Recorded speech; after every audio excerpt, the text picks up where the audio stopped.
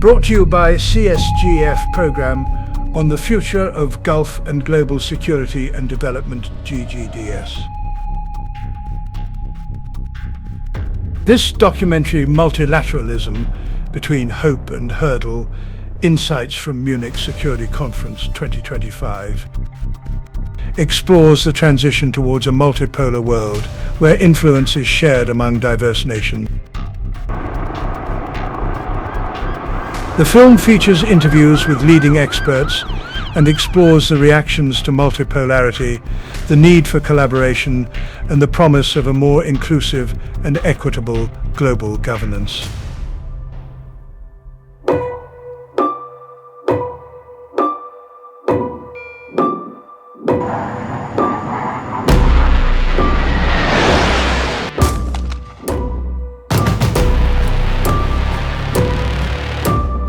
Definitely, in terms of inclusivity, a multipolar system is much more inclusive than a unipolar or a bipolar system.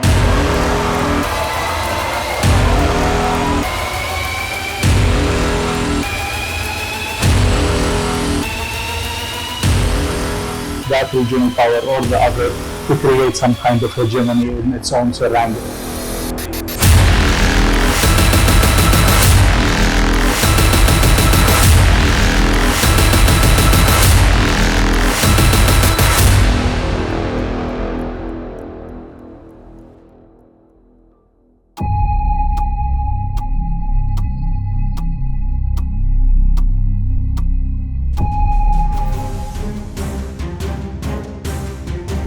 The Munich Security Report 2025 argues that the world is becoming increasingly multipolar.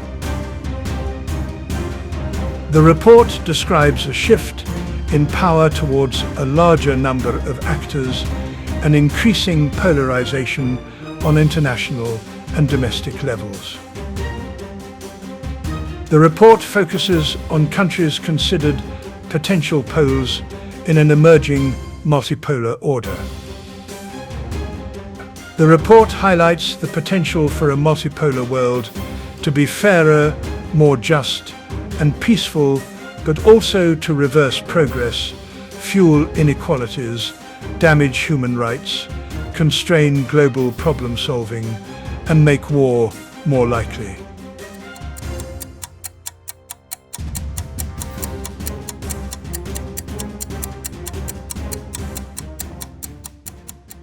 I think, first of all, the most important thing is to see whether a system will be created and it will be established or not. If we're moving from an existing system to a non-system, to a vacancy, then definitely this will encourage more conflict and more competition and more confrontation between major powers. The more we are able to establish a proper system with its set of regulations and mechanisms and so on, the more it can be inclusive in that sense. And definitely, in terms of inclusivity, a multipolar system is much more inclusive than a unipolar or a bipolar system.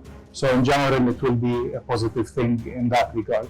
The second, I think, condition for that new multipolar system to be really inclusive is whether are we sharing the same kind of values or set of norms that we agree upon in order to manage the interaction between the different countries. If we don't have this common shared vision or common shared norms at least, then it will be more chaos in general sense and more, again, conflict with no clear measures on how to address these conflicts or how to solve them in the short term and in the longer term. So I think the two main conditions are to have a proper system in place that we agree upon, and the second most important condition is that this system is built on common shared values and norms.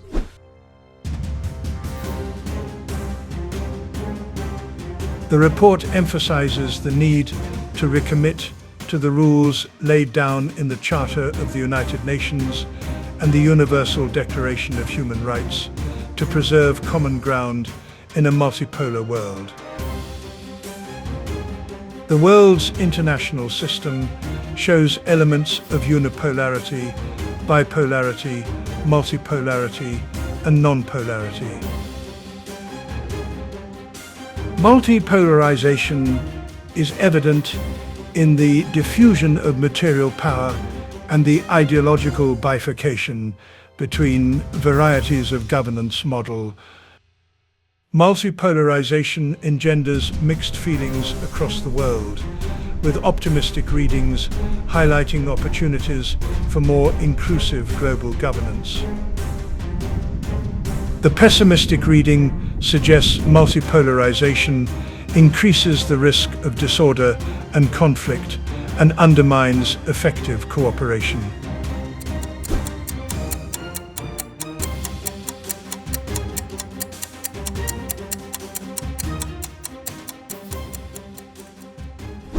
I think by definition, our human nature, and more so the nature of the international system, the international state system, is prone on continuous conflict because there's, different interests that contradict between states and that lead states to face each other somehow.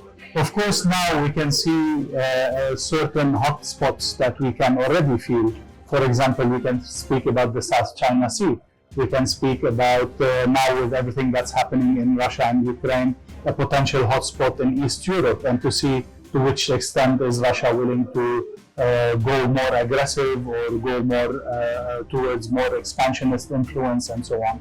And definitely there's the continuous hotspot of Africa and all the competition that we have over Africa's resources and politics and influence. So I think at least in these three main points, we do have a big potential of an increasing conflict and confrontation between major powers. And without a system that could control this kind of conflict and confrontation, without a system that sets certain norms and rules on how to solve conflict, and of course these need to be agreed upon, then the potential of escalating conflicts in so many different areas is there. And definitely there could be other hotspots or other conflict zones that we cannot see now, but could emerge from the rise of a certain regional power and the wish of that regional power or the other to create some kind of hegemony in its own surrounding. And all of this can only be mitigated when we have a proper, again, mechanisms on solving conflicts and proper systems and proper institutions in general. If we don't have that, we can only rely on a balance of power between different powers to avoid a potential conflict. But then a balance of power, by definition, is very precarious, is very weak, and any de-establishment of that balance of power could lead to catastrophe like the ones we saw in the 19th and the 20th century before. Donald Trump's victory could have significant implications for the post-Cold War foreign policy consensus in the United States, potentially signaling a reduced American role as Europe's primary security guarantor.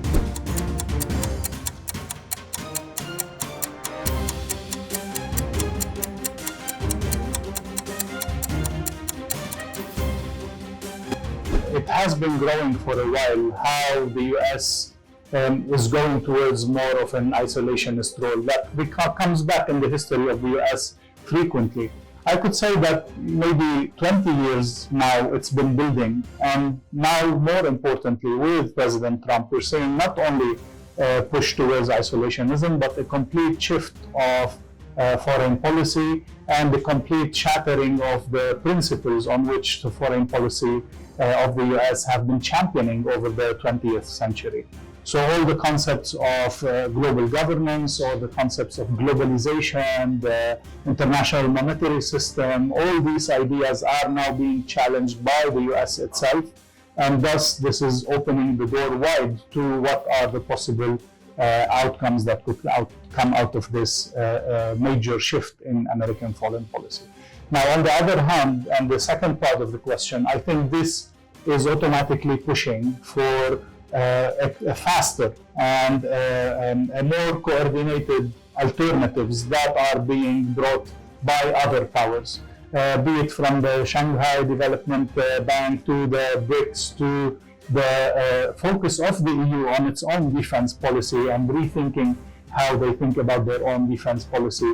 I think this shift in the US is making everything go faster towards a multipolar world.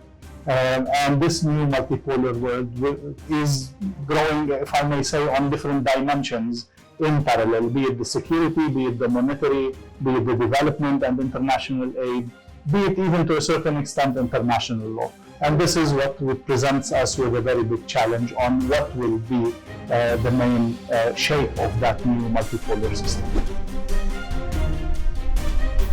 China, a prominent proponent of a multipolar order, faces homegrown obstacles, and US efforts to hamstring it could intensify. The EU, embodying the liberal international order, faces challenges due to Russia's war against Ukraine and the rise of nationalist populism. Russia's vision of a multipolar world order includes civilizational states, with smaller countries falling within a civilizational state sphere of influence.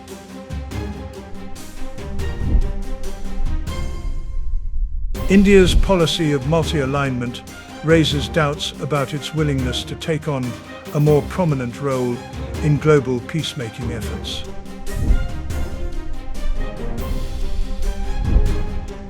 Japan, a status quo power, is particularly concerned about the end of the unipolar moment, the rise of China, and the prospect of a new multipolar order.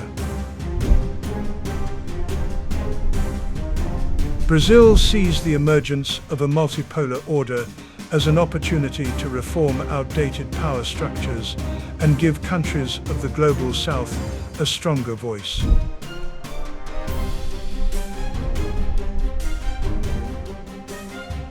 South Africa's embrace of multipolarity and criticism of the existing international order, especially of unrepresentative international institutions, make it increasingly difficult to adapt the existing order peacefully.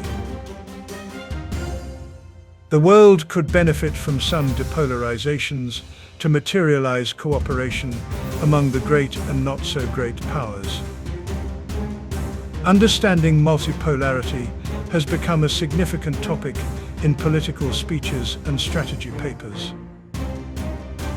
Multipolarization describes an ongoing power shift towards a world with more actors vying for influence.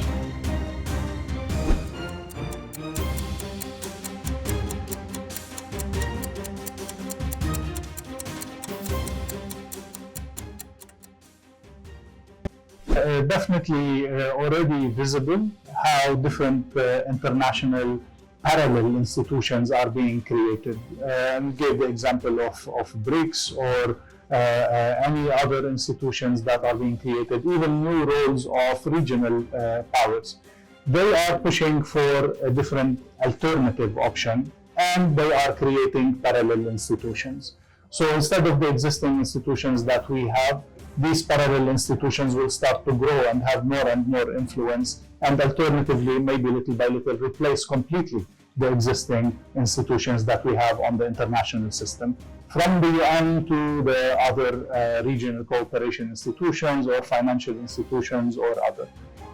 The second point is that with this move, we think that regional power or growing powers will have the ability to be independent somehow from the already set international political pressure and the international setup that is already existing.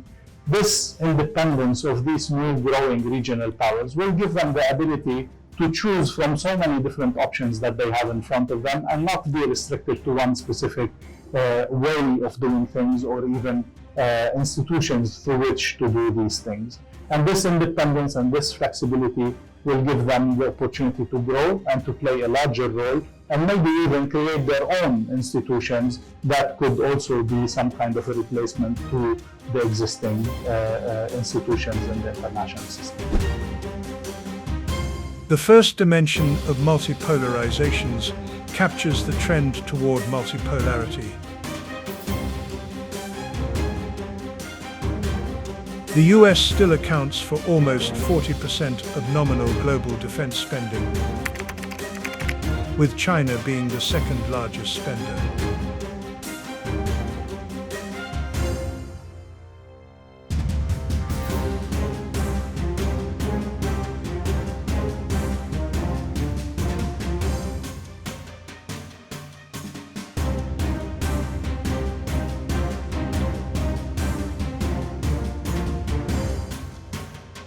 The US has a global network of allies and partners and manages at least 128 overseas military bases in more than 50 countries. Analysts predict a new bipolar era where the US and China are the only superpowers, with everyone else lacking the necessary economic or military capabilities to clear the great power threshold. Some scholars argue that the criteria for great power status are misleading, obscuring the emergence of a multipolar world.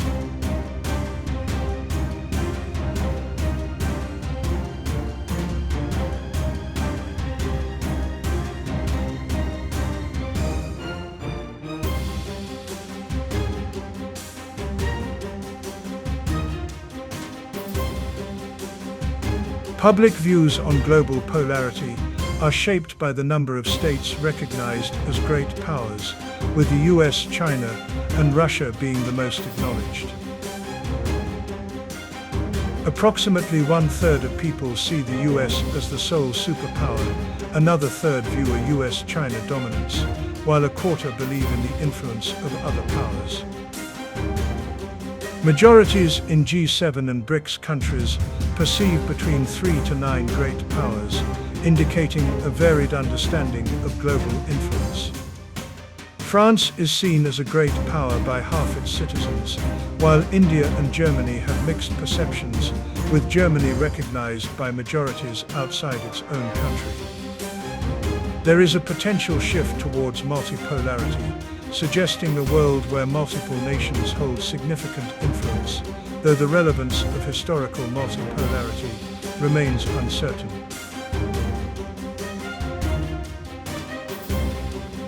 As the conference draws to a close, delegates leave with a renewed sense of purpose. The Munich Security Report 2025 serves as a crucial reminder of the complexities of a multipolar world. While the potential for a more equitable global order exists, the path forward requires commitment to cooperation, dialogue, and partnership.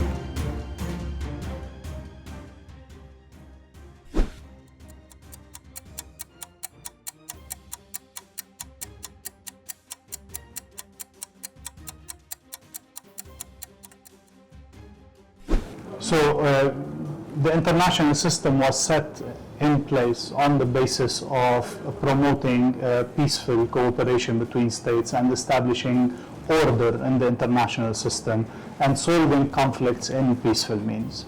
So any new system, any new multipolar system, it is setting a challenge in front of the leaders who are pushing in that direction to make sure that their new system actually fosters this international cooperation, this peaceful settlement of conflicts, and this international governance that guides the interaction between different states. So the challenge is to have a system that has the governance set up in it, but also to have the mechanisms to solve conflicts and to manage any conflict of interest between different states. The challenge of respecting national sovereignty, I think, is also a key issue, since the weaker the international central system is, then the more potential of trespassing or of a violation of local national sovereignty is in front of us. So the system needs to set up the general system, but also to deal with every single opportunity or potential of violation of national sovereignty within these set of rules and norms that we're going to establish in this new multipolar system.